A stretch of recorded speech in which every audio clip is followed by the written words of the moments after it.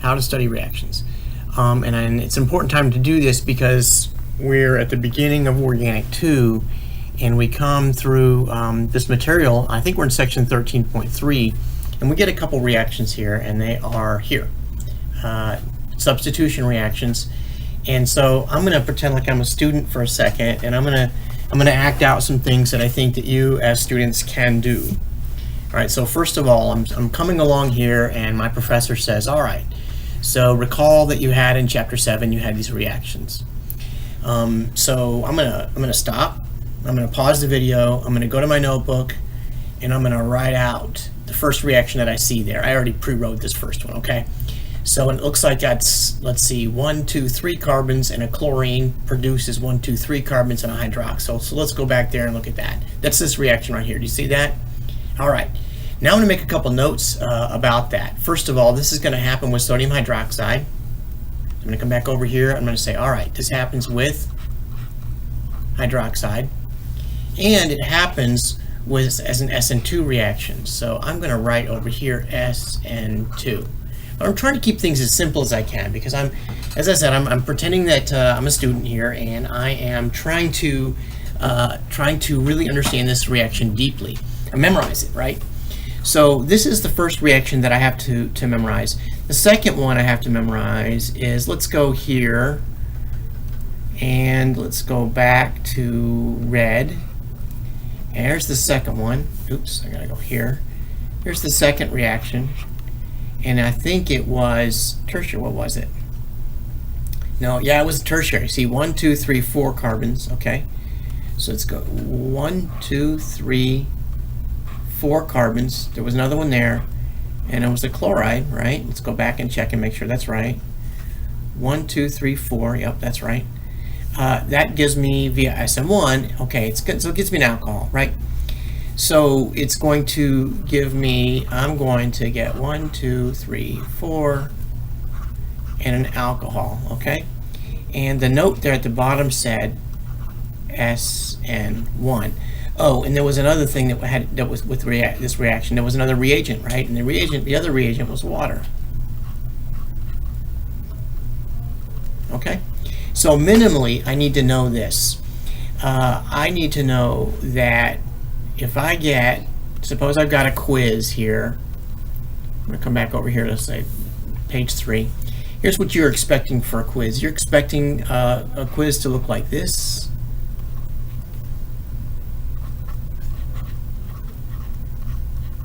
Sodium hydroxide gives me what? Right? Or, that's one question you might get. Another question you might get is, what plus water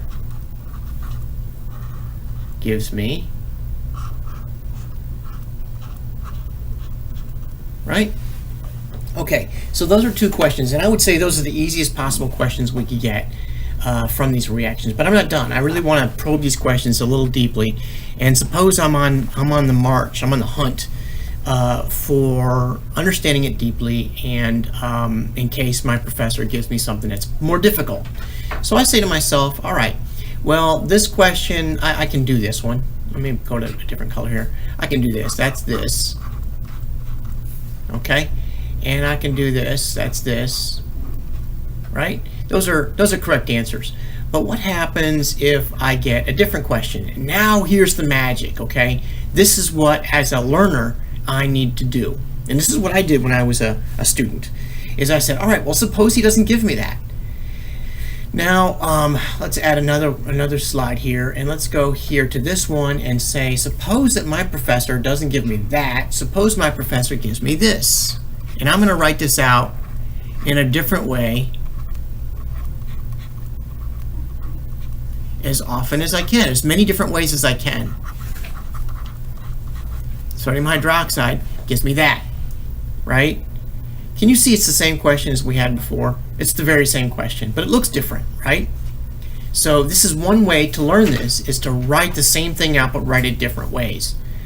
So please pause the video right now and write it out yet another way, but the same thing. Okay, let me suppose that you paused it Or if you didn't pause it, I guess it's possible you have no idea what to do here. But I'm going to write out another way. I'm going to say propyl chloride plus sodium hydroxide, right? By the way, every time I do this, I am learning the reaction more deeply. Okay? This is better than a 3x5 card. Much better. All right? Now, pause the video again and write it yet another way. Okay, so it's possible, of course, I'm gonna suppose you paused it. It's possible that you wrote out something different than this, but maybe you wrote out 1-chloropropane, right? Plus sodium hydroxide. This is the very same reaction. Let me write it out another way. It's possible that you wrote out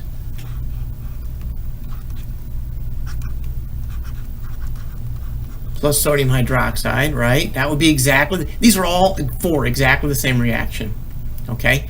Let me write it out yet another way. Let me see, I'm sort of running out of space here. Let me go, let me come up here and say it's possible that you write out, oh, I don't know,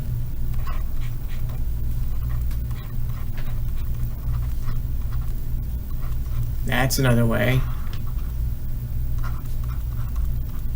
Right? Okay, so all 5 of these reactions are exactly the same thing. So that's the first thing you need to do, is you need to write it out as many ways as you can. Now, the next thing I need to do is going to require me, let me get rid of this page and go back to this page. The next thing that's going to require me to do is go back to chapter 7. Now, Klein has done you a big favor by telling you it was in chapter 7. You see that right there? It's in chapter 7. And it's SN2, okay? Oh, I never wrote out that other product, did I? Right? That's a big deal in principles of chemistry, is for us to balance everything out. It turns out it's not important for our reaction, and so oftentimes I won't even write it out. But that could be frustrating for some of you not to have that. But it turns out it's not an important product, right? We're trying to get the alcohol. This is called preparations of alcohols, right? And that's just going to be in the solvent. There's actually no molecules of sodium chloride in the solvent, right? It's going to be, this is either aqueous, it's likely aqueous, in which case the sodium is off by itself someplace and the chloride is off by itself some other place, surrounded by water molecules, right? So that NaCl is not even important. If you don't know why, then please come to me and ask me. But it's important, I think, for you to appreciate right now that it's not important, okay? I don't mind if you draw it on there, but it's important for you to see, I think, what is important and what is not. Okay, so I'm going to go back to chapter 7 now, because it says chapter 7, and I'm saying, well, maybe, now I'm going to go back and ask myself, is it possible that I could I say this?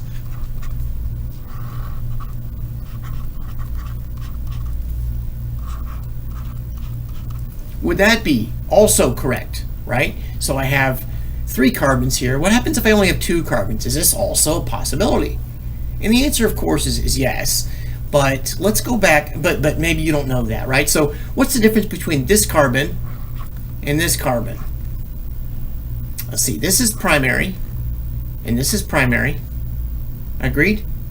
And so that means it's bonded to one of the carbon. This is bonded to one other carbon. There really isn't much difference between those 2 at all.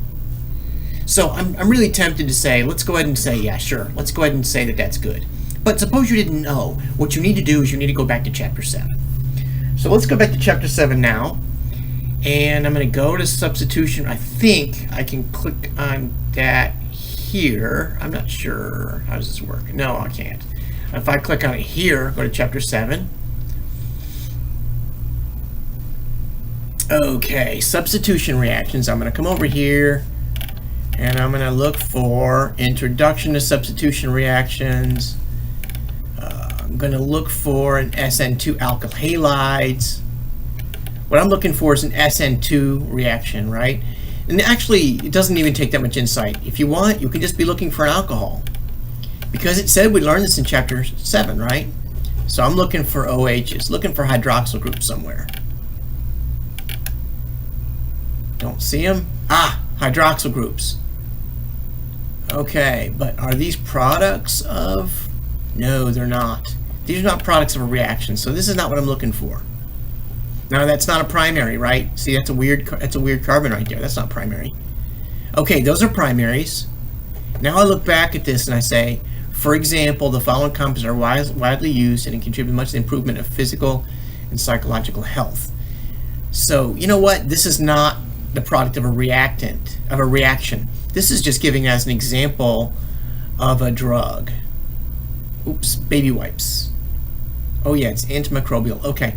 So yeah, this is just an example of a drug. So this is not what I'm looking for here. Here's some more alcohols. Sucralose, that's just a sweetener. All right, so that's just giving me examples of molecules. But now, possible mechanisms. So I'm going to come back here, nucleophile to leaving group. Okay, that's starting to look familiar. That looks like that's an SN2 reaction, right? Can you see I've got a nucleophilic attack and loss of leaving group at the same time? That's definitely SN2. Okay, here's an SN1. No, it's not SN1. No, that's nothing, right? It's saying it can't happen. All right, so now it's introducing me to SN1, SN2 reactions. I'm going to come down here. See, I'm just scanning, right? I don't have to. You don't have to read all this again. SN2. Okay, because this gets my attention now. A neat story about Ingold and Hughes, 1930s. So far, so good. Not much here. It wouldn't hurt you to read that. It actually would be good to read that stuff, but I'm a little bit overwhelmed by it. Okay, so again, here's my mechanism for SN2, nucleophilic attack, loss of a leaving group. It's bimolecular. That's one molecule. Here's the other molecule. Okay, stereospecificity. Still looking for an alcohol, right? Still looking for an alcohol. Nothing. Although, I got to tell you, what we're looking for is very much like that. All right, still looking for an alcohol. Still looking for an alcohol.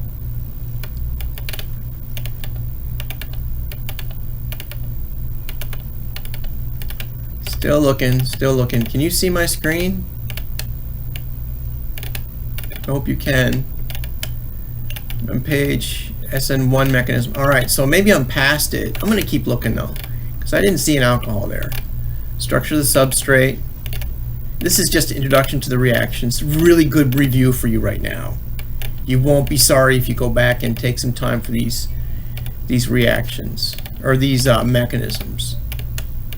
Still looking. Comparison. Okay, SN1, SN2. Rate equation, rate.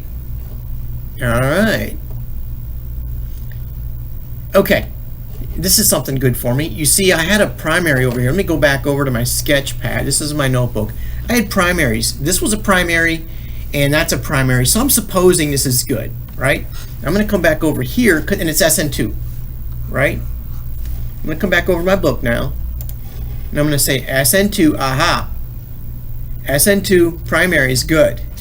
That's fast, and methyl's the fastest SN2. That's what that means. The rate of the reaction, right? SN2 is here. What page is this? You should have your book open. Page 309. Go to page 309 and look at this on in your book. The rate of the reaction. Okay, methyl's the fastest. Primary is the second fastest. Secondary, tertiary is the last fastest. Okay, for a rate of reaction for SN2. So I have two primaries on my notepad, which I showed you a moment ago. Yeah, they'll work. Sure, those will work. I'm still looking for alcohols, but I'm going to come back and look at that in a minute. Proton transfer. This is what you're doing, right? This is going to take some work. It's going to take some chewing, and it's chewing in the end is going to be a great blessing to you, because you're going to, in the end, you're going to understand this stuff deeply. But I don't think you can understand it deeply without digging like this. Okay, still looking for an alcohol. Okay, there's alcohols as reactants, but not as a products. Drawing the complete mechanism for SN2.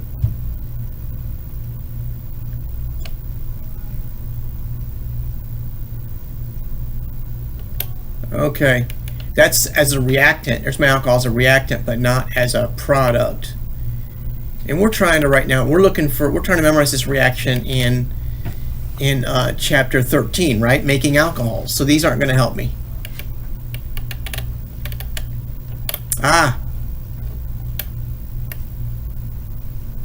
Draw the complete mechanism of SN2 process, okay? This is good. There's an alcohol being formed, right? Did you lose sight of that as I was rambling? Did you lose sight of the fact that we're trying to make alcohols? So we're trying to study the reactions where we're making alcohols. Okay, but this is with water. Agreed? So let's go back. That's with water. Let's look for hydroxide. It's very similar reactions, so I don't want to, if you like that one, you can do it, but I'm looking for this exact reaction. Okay. You can see this is taking me through a pretty deep review of, okay. A strong nucleophile. Okay, look at this. There's the nucleophile I had. It's hydroxide, right? Still looking for something. There you go. Does each of the following nucleophiles? Oh, that's a nucleophile. No, still looking for that reaction. But we're going to go back and look at those nucleophiles. So that's really going to help. Solvent effects. All of this is good stuff to read, which is not going away. It's going to help you in print. It's going to help you in organic too. Wow. Okay. So there's a lot here. I'm looking for the alcohol still.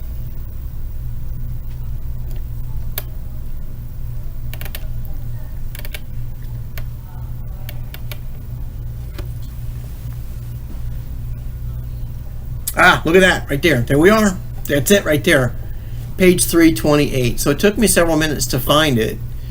There's my alkyl group. There's my leaving group. There's my sodium hydroxide, and then it gives me an alcohol. So figure 7, page 328 is where this started. I'm going to go back to my notes here, and I'm going to say this is on page 328. Okay? And I'm going to go back and review it now. See, I'm learning this reaction very deeply. Okay? Okay, here you go. The substrate. The identity of the substrate indicates which process to use. If the substrate is methyl or primary, an SN2 must be used. You see that right there? Must be used. If the substrate is tertiary, an SN1 process must be used. Okay, so here we go. Watch this now. That means that here's a reaction which is not legit. Watch this. Boom, boom, boom, and boom. Chlorine.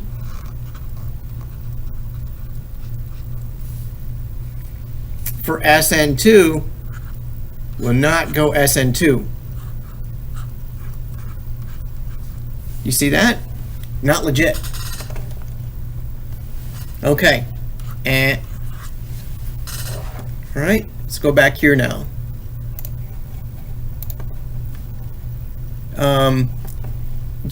If the substrate is secondary, okay, gotcha. If the substrate is secondary, generally try to use an SN2 process because it avoids the issue of carbocation rearrangement. Okay, so it's going to require you going back up to figure out how you push. What's this mean, try to use SN2? Well, I'm not going to go back and read this with you right now because it would make the video so long. But trying to, up here we had something called factors that favor SN2 over SN1. So we would need a good nucleophile, a strong nucleophile, a good leaving group, and a polar aprotic solvent. That's how you do it. I said I wasn't going to go back and look at that table there. I just did it, okay? So if we have a secondary, so here's watch this now.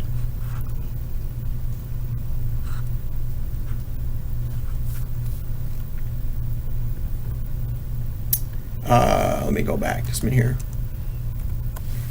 Okay.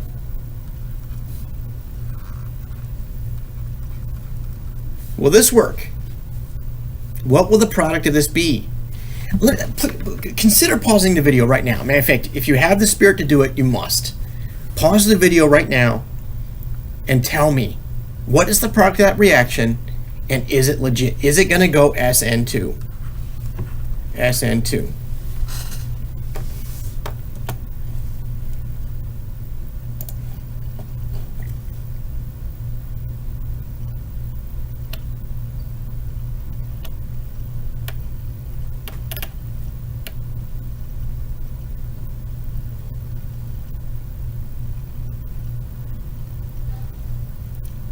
the substrate is methyl or primary, SN2 must be used. If the substrate is tertiary, SN1 must be used. If the substrate is secondary, is this secondary substrate? Is that a secondary substrate? Yes, it is. Look at that. Right? That's a secondary substrate. So, if there's a secondary substrate, where are we here? If the substrate is secondary, generally try to use an SN2 process because it avoids the use of carbocation rearrangement and provides greater control over the stereochemical outcome. So how can you try? Wow, that's such a good question right there. Sorry about this sticky note. Just a second here. All right, I guess I can't avoid that. How can you try to use an SN2 process? What does that mean? Please consider pausing the video and answering that question. Do not wait for my answer. You'll be better off if you figure it out. Try to use an SN2 process. How do you try to use an SN2 process? Okay, let me suppose that you pause the video and you go back up here and you say SN2 factors that favor SN2. Okay. Well, I'm going to use a methyl or primary substrate. Nope, I can't do that because I'm asking about a secondary substrate, right? What about a strong nucleophile? Got it. There it is right there. There's my strong nucleophile. What about a good leaving group? Is that a good leaving group?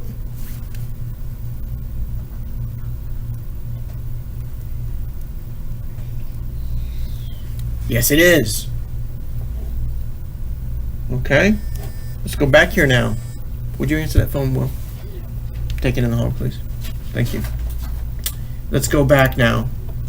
I didn't say anything about the solvent. So now I'm going to say, all right, let's push this SN2 by using a polar aprotic solvent. Okay? Now, I'm using this video to teach those who are uncomfortable with stuff, okay? So if you know what a polar aprotic solvent is, that's great. But if you don't, let's just go here and look.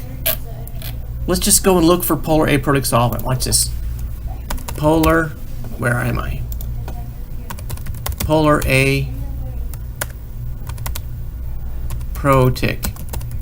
solvent.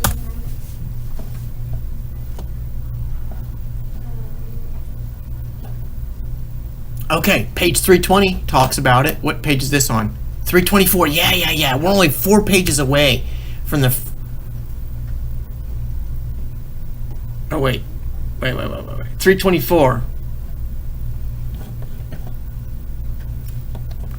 Oh, it's right here. Son of a gun. Right there. Look at that. Polar aprotic. What page was I on a minute ago? Oh, yeah. I was just up the page. Look at that. Okay. Polar aprotic solvents. SN2 reactions are significantly faster in polar aprotic solvents. So what's a polar aprotic solvent here?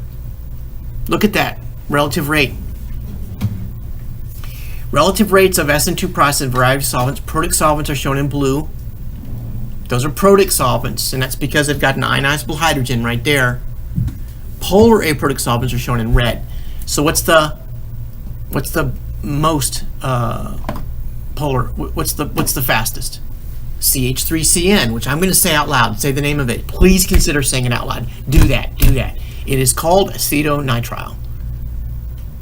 No, it's not. It's methyl. What is that? Uh-oh. I don't even know what that is. Is that methyl nitrile? Uh-oh. Let me go here.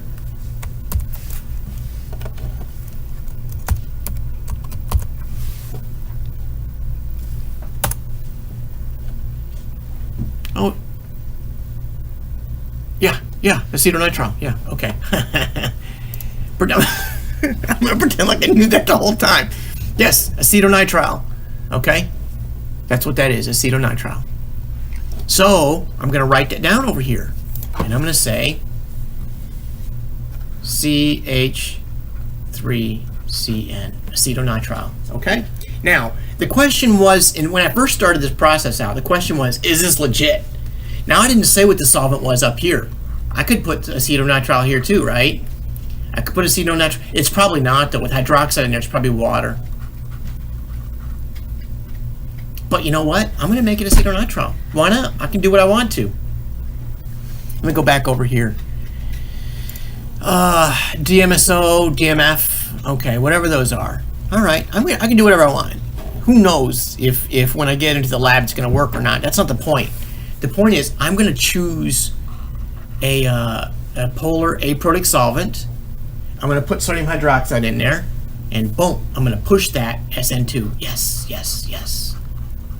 Yes, yes, yes. Oh, I love you. Here's what I'm going to do right now.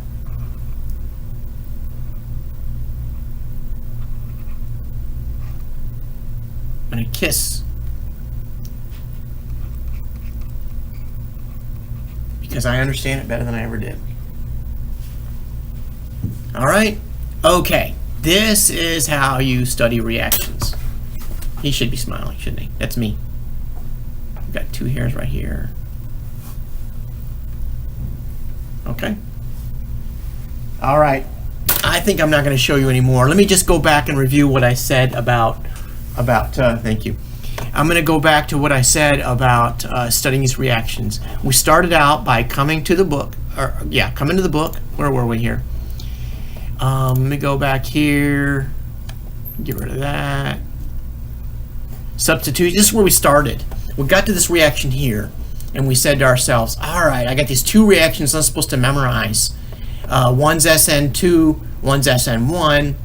That vague, I mean, that's just like way distant in my memory, right? So I'm going to go back and look at them. But Klein tells me where to look, chapter 7. So I'm going to write it down first of all, then I'm going to go to chapter 7, and I'm going to start probing that. And that, my friends, is how you study reactions. Good luck.